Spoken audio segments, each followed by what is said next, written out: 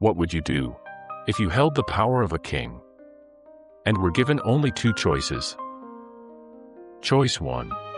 Pick up your sword. Lead your tens of thousands soldiers into battle against a million-strong army. You will almost certainly lose, but if you die fighting, you'll be remembered forever as a hero, a patriot, a man who stood for his people until his last breath. Choice 2. Lay down your crown. Hand over every inch of land your family has guarded for 3 generations, and brand yourself a coward, a traitor, a failure for all of history. But if you do this, every single one of the million civilians under your rule will live. No war, no bloodshed, no families torn apart. Which would you choose? That's the exact dilemma at the heart of Swords Into Plowshares, the show that's taken 73 countries by storm, right? Millions of us have watched that choice play out on screen, and sat there thinking, there's no way this actually happened. But it did. Every bit of it. The show's most gut-wrenching, heart-stopping core is pulled directly from a real, unfiltered piece of history. And when you strip away the drama of television, the true story is quieter, heavier, and far more unforgiving to the men who had to make that choice. This is Unlocked History, and today, we're telling the full, true story behind the choice that redefined what it means to be a ruler. Our story begins in an age of chaos. The great empire that once ruled the entire known world had collapsed, shattering into dozens of warring kingdoms. Warlords fought each other for land and power, year after year. Armies burned villages, stole crops, and left starvation and death in their wake. For ordinary people, there was nowhere to run, nowhere to hide. Everywhere, that is, except one place. Wait, so this wasn't some tiny, insignificant kingdom. This was a place people actively fled to for safety. Exactly. In the south of the map, there was a small, wealthy kingdom, protected by rivers and mountains, and ruled by a family with one single, unshakable rule. Our job is not to conquer. Our job is to protect. For 2 generations, this family had turned their small kingdom into the only safe haven in a war-torn world.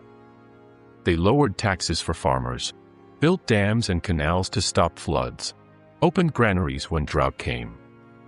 They refused to join the endless wars around them, even when other rulers begged them to. Their only goal was to make sure their people could eat, sleep, and raise their families in peace. That's almost unheard of for that time. Most rulers only cared about power and land. Which is exactly what made the young man who inherited the throne so remarkable.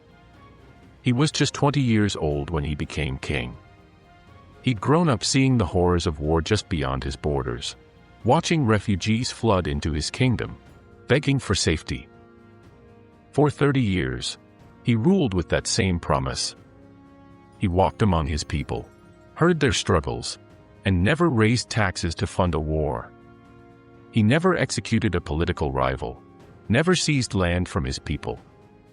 While kings around him fell to assassins, to battle, to rebellion, his kingdom only grew more peaceful, more prosperous. The people loved him. And he thought, if he just kept his head down, kept protecting his people, he could keep this peace forever. But he couldn't, right? No, he couldn't. Because far to the north, a new power had risen. An empire that had swept across the entire map, crushing every single kingdom in its path. An army of 1 million soldiers, led by a ruler who would stop at nothing to unify the entire world under his rule. And soon, their eyes turned south, to his peaceful little kingdom, the last one left standing. When the Northern Emperor's letter arrived, it gave the young king 2 options. Option 1. Surrender your kingdom peacefully. Hand over your maps, your armies, your crown. In return, you and your family will be kept safe, given wealth and comfort, and not a single person in your kingdom will be harmed. Option 2. Fight. And we will destroy you, your army, and everything in your path. Wait, so there was no third option? No treaty, no alliance, nothing? Nothing. The Northern Empire had already made the same offer to every other king in the land. Every single one who chose to fight was wiped out. Their cities burned, their people killed, their names erased from history. And that's when the young king's court split apart. What did his people say? Did they want to fight? The vast majority of his advisors begged him to surrender. His scholars, his ministers, the men who'd helped him rule for 30 years, all said the same thing. If we fight, this kingdom we've built for 3 generations will turn to ash. The people we've sworn to protect will die. We don't rule for the crown, we rule for the people. But a small, fierce group of his generals refused to back down. These were men who'd spent their whole lives protecting the kingdom's borders.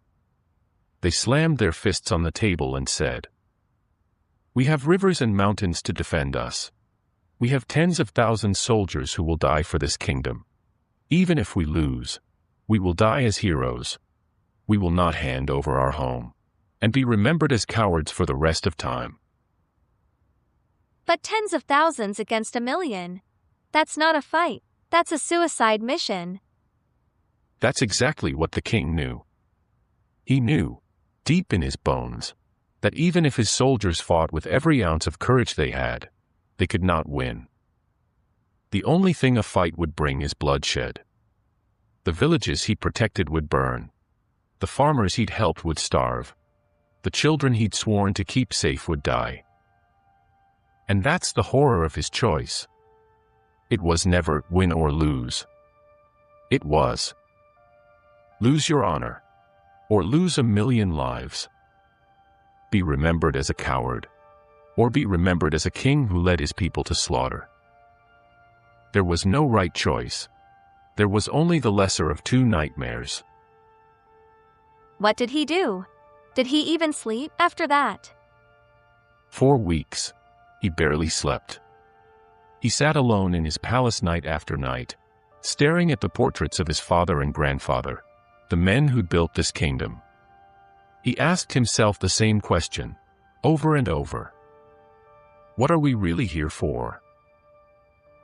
And what he decided next would change the fate of 1,000,000 people, for centuries to come. In the end, his choice came back to the promise he'd made when he was 20 years old. The promise he'd made to every person in his kingdom: "I will keep you safe." He sat down with his generals, the men who were willing to die for him, and he looked them in the eye. He didn't order them to stand down. He asked them one question. If we fight, and we die, what happens to the farmer in his field? The mother with her baby? The child who's never known war? Who protects them when we're gone? One by one, the generals stood down. They understood. This wasn't about their honor. It was about the people they'd sworn to protect. So he decided to surrender. He did something far more significant than that. The king knew exactly what he was doing. He wasn't going there to beg for his life. He was going there to make one demand, and one demand only. He would hand over his crown, his land, his entire kingdom. But only if the Northern Emperor swore a sacred oath that his soldiers would not harm a single civilian in the kingdom, that they would not burn a single house, that they would not steal a single coin from the people who lived there. That was his only condition. He didn't ask for wealth. He didn't ask for power. He only asked for the safety of the people he'd sworn to protect. That's incredible. He was willing to give up everything, just for that promise. He was. And in the end, the Northern Emperor agreed. And so, the king gathered his family, his closest advisors, and set off on the journey north, away from the kingdom he protected his whole life. away from the only home he'd ever known. He never came back. When the people of the kingdom heard their king was leaving, they lined the roads for miles. They knelt in the dirt, crying, holding out food and flowers for the men who'd given them 30 years of peace. They knew what he was doing. They knew he was sacrificing his own name, his own legacy, his own home, so they could keep living their lives in safety. However, look at every other king who ruled at the same time as him. They fought endless wars. They killed their rivals. They burned villages to the ground. They built statues of themselves, wrote poems about their glory, did everything they could to be remembered as heroes. And where are they now? Most of them are forgotten. Their kingdoms are gone. Their names are just footnotes in history books.